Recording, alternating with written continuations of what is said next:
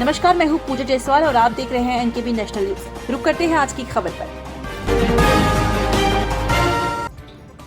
रायपुर से शशिकांत वर्मा की रिपोर्ट में बीजेपी की प्रेस कॉन्फ्रेंस। प्रदेश अध्यक्ष किरण देव, डिप्टी सीएम अरुण साव, मंत्री टंकराम वर्मा, मंत्री लक्ष्मी राजवाड़े मौजूद। डिप्टी सीएम अरुण साव ने प्रेस वार्ता को किया संबोधित। हमेशा से कांग्रेस आरक्षण ओबीसी की विरोधी रही है। कांग्रेस नेता आरक्षण को लेकर भ्रम पैदा कर रहे हैं। आरक्षण पर बवाल होने वाले शब्दों का उपयोग कांग्रेस कर रही है। कोर्ट के आदेश के अनुसार छत्तीसगढ़ सरकार ने आरक्षण लाने का काम किया। नगर निगम संशोधन, नगर पालिका संशोधन के आधार पर अधिनियम में संशोधन हुआ। जब SC/ST की सीटें 50% से कम हो तब ओबीसी को आरक्षण मिलता है। जो परंपरा है उसका निर्वहन कर रही है। कांग्रेस पार्टी हमेशा से आरक्षण की विरोधी रही है, अन्य पिछड़ा वर्ग की विरोधी रही है। ये पूरा इतिहास बताता है। पिछले 2-3 दिनों से जिस प्रकार से कांग्रेस के नेता आरक्षण को लेकर भ्रम पैदा कर रहे हैं, न जाने कैसे कैसे शब्दों का इस्तेमाल कर रहे हैं, बवाल होना चाहिए ऐसे शब्दों का इस्तेमाल कर रहे हैं। कांग्रेस की जो परंपरा रही है उसी का ये निर्वहन ये कर रहे हैं। उस विषय पर जो संवैधानिक और कानूनी स्थिति है वो आप सबके सामने स्पष्ट करने के लिए हम आपके सामने प्रस्तुत हुए हैं। आप सब को इस बात का ध्यान होगा कि देश के संविधान ने 73वां और 74वां संविधान संशोधन करके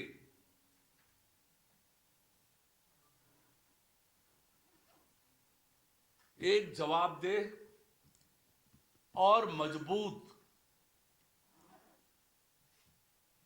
पंचायत और नगरीय निकाय के गठन का रास्ता प्रशस्त किया और संविधान में ही अनुसूचित जाति, अनुसूचित जनजाति, पिछड़ा वर्ग और महिलाओं के लिए पंचायत और नगरीय निकाय में आरक्षण की व्यवस्था की। अनुच्छेद 243 घ पंचायत में आरक्षण के प्रावधान को उपबंधित करता है। 243 न 1 अनुसूचित जाति, अनुसूचित जनजाति के लिए आरक्षण का उपबंध प्रावधान करता है। 243 न 2 महिलाओं के लिए आरक्षण का प्रतिबंध करता है, उपबंध करता है। और 243 न 6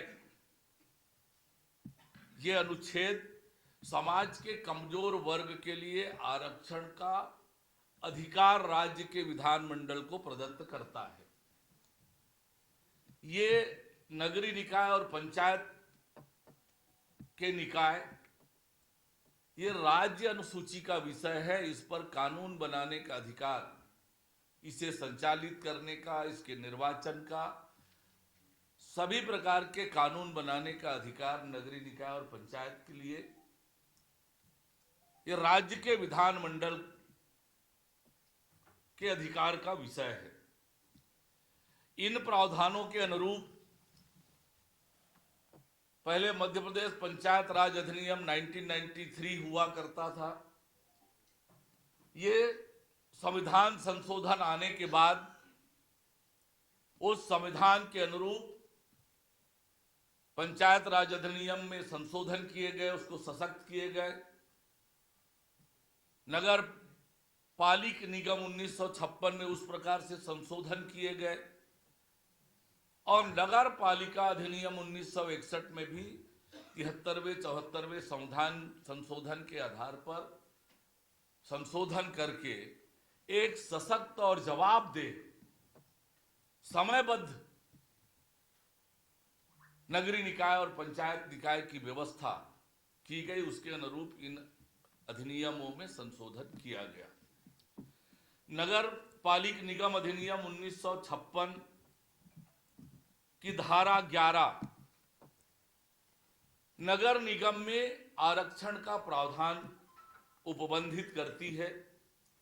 धारा 11(1) अनुसूचित जाति और जनजाति के आरक्षण जनसंख्या के आधार पर उपबंधित करती है। 11(2) अन्य पिछड़ा वर्ग के आरक्षण के लिए उपबंध करती है, जिसमें ये कहा गया है कि अनुसूचित जाति जनजाति की संख्या 50 या 50% से कम है तो अन्य पिछड़ा वर्ग को एक मुश्त 25% सीटों पर आरक्षण मिलेगा।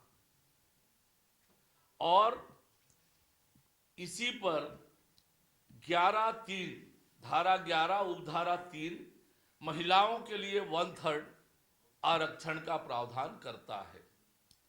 इसी प्रकार नगर पालिका अधिनियम 1961 की धारा 29 का स्थानों के आरक्षण के संबंध में उपबंध करती है। 29(1) अनुसूचित जाति और जनजाति के आरक्षण का उपबंध करती है।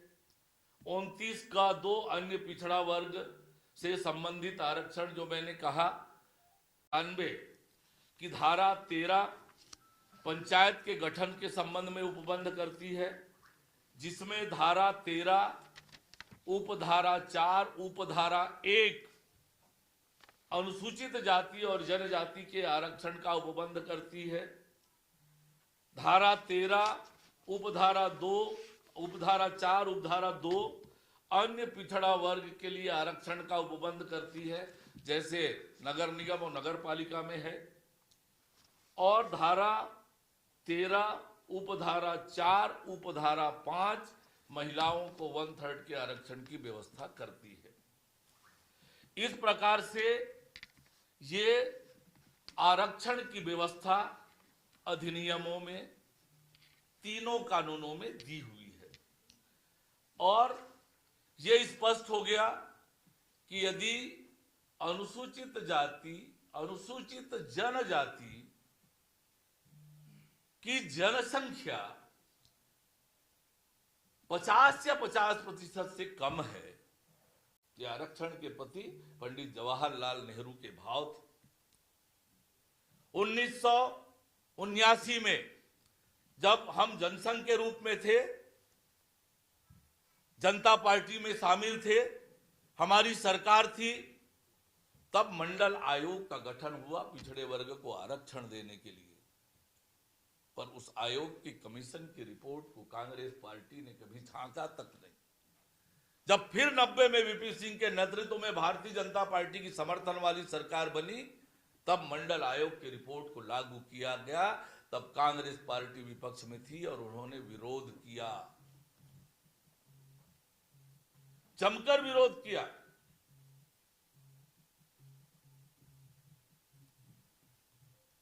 अपने ही व्यक्ति को उच्च न्यायालय भेजा,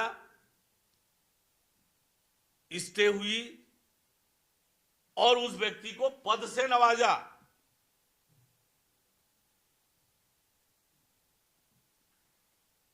पिछड़े वर्ग को केवल और केवल धोखा देने का काम, ठगने का काम, ये कांग्रेस पार्टी का इतिहास रहा है। आज बड़े हितैषी बनने चले आए हैं, भ्रम फायदा कर रहे हैं। मैं फिर ये कहना चाहता हूं कि उन्होंने विधानसभा में आयोग के लिए जो आज मकर संक्रांति का पावन पर्व है, मैं आप सभी को बहुत बहुत बधाई देता हूं, शुभकामनाएं देता हूं भारतीय जनता पार्टी के पूरे परिवार की ओर से।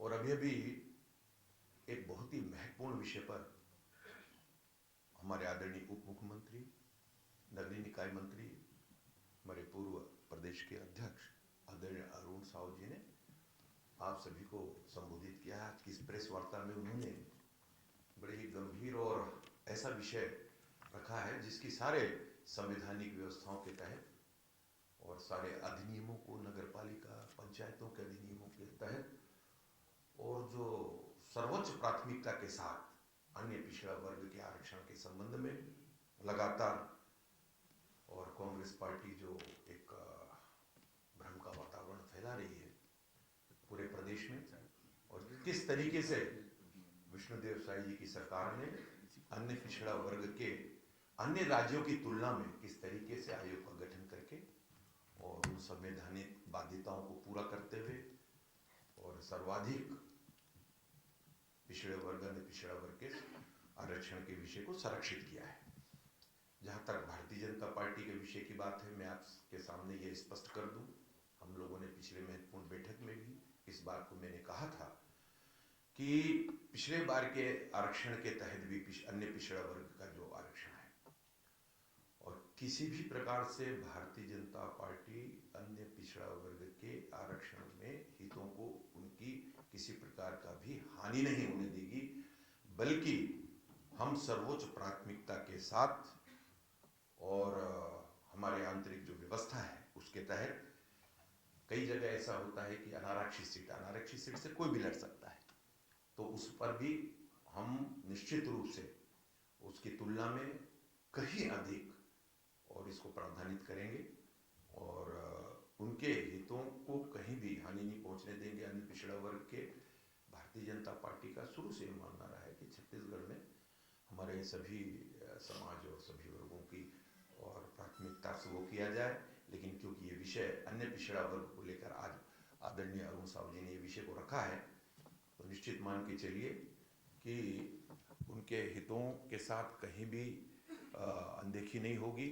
हम प्रतिबद्धता के साथ, वचनबद्धता के साथ भारतीय जनता पार्टी उन सभी रोस्टरों पर जहां पर अनारक्षित सीट है, जहां पर ऐसा लगता है कि शेड्यूल एरियाज की बात आपने कही है, नगर निगम में तो 100% बहुत अच्छे से उनको अन्य पिछड़ा वर्ग का है। पंचायतों के क्षेत्र में भी जिला पंचायत अध्यक्षों के उसमें जो बचे हुए अनुसूचित जनजाति अनुसूचित जाति क्षेत्र के अतिरिक्त निश्चित रूप से भारतीय जनता पार्टी अपने आंतरिक व्यवस्था के अंतर्गत और प्राथमिकता के साथ और अन्य पिछड़ा वर्ग के हितों को सुरक्षित रखेगी।